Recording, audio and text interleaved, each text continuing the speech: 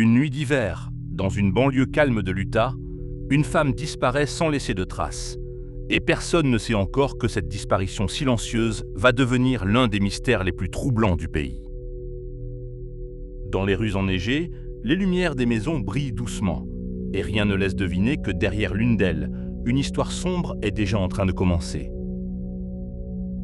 Les voisins dorment paisiblement, les voitures sont recouvertes de givre, et la nuit semble aussi ordinaire que toutes les autres dans ce quartier tranquille.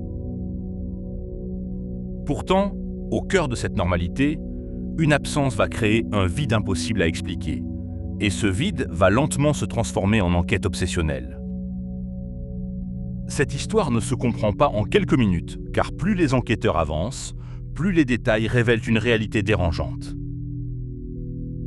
Certaines décisions prises cette nuit-là vont sembler incompréhensibles, et d'autres vont transformer une simple disparition en cauchemar judiciaire.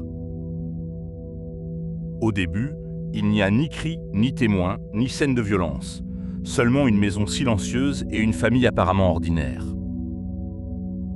Mais derrière les murs de cette maison, les tensions s'accumulent depuis des années, nourrissant une atmosphère lourde et une relation déséquilibrée. La disparition de Susan Powell ne commence pas dans la neige. Elle commence bien avant, dans les silences, les disputes et les secrets d'un mariage fragile.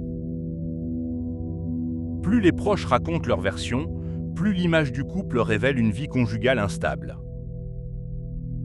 Susan est décrite comme douce, organisée, tournée vers ses enfants, une femme que rien ne destinait à devenir le centre d'une enquête nationale. Son mari, lui, apparaît plus distant, plus secret, parfois étrange, un homme dont le comportement intrigue déjà certains membres de la famille élargie. Leur quotidien est rythmé par le travail, l'école des enfants et les factures. Une routine banale qui cache pourtant une tension constante. Les disputes sont parfois violentes verbalement et Susan confie à ses proches qu'elle se sent prisonnière d'un mariage étouffant. Elle parle de projets de départ, de séparation possible, comme si elle cherchait déjà une sortie discrète. Mais avant qu'elle ne puisse changer de vie, une nuit d'hiver va transformer son existence en mystère irrésolu. Ce soir-là, la neige tombe lentement sur la banlieue, les rues deviennent blanches, et le silence crée une atmosphère glaciale. Dans la maison des Powell, les enfants sont couchés, la télévision est éteinte, et la soirée semble ordinaire dans ce foyer familial. Pourtant, quelque chose se prépare, quelque chose que personne ne voit encore, une décision ou un geste qui va changer le destin de Susan Powell. Au petit matin, elle n'est plus là. Sa voiture est absente, son téléphone ne répond pas, et la maison semble figée dans un silence inquiétant. Les voisins ne remarquent rien d'anormal, les rues sont calmes, et pourtant une disparition nocturne vient de se produire. Le mari, Josh Powell, explique qu'il est parti en camping avec les enfants en pleine nuit, malgré la tempête de neige, un récit qui intrigue immédiatement les enquêteurs locaux. Partir camper à une heure aussi tardive, avec 2 enfants, en plein hiver, semble être une décision incohérente. Les policiers arrivent dans la maison, observent les pièces et remarquent une absence totale de lutte. Aucune trace de violence, aucun meuble renversé, rien qui ressemble à une scène de crime classique. Pourtant, quelque chose ne va pas, et les enquêteurs ressentent une impression étrange. Le récit du mari semble flou, les horaires changent, les détails varient, et chaque réponse soulève une nouvelle question. Si vous voulez comprendre comment cette disparition a lentement révélé une histoire bien plus sombre, vous pouvez vous abonner et activer la cloche de la chaîne.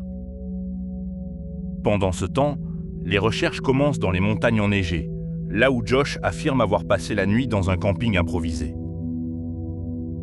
Les équipes fouillent les zones isolées, examinent les traces de pneus et cherchent un indice dans ce paysage blanc.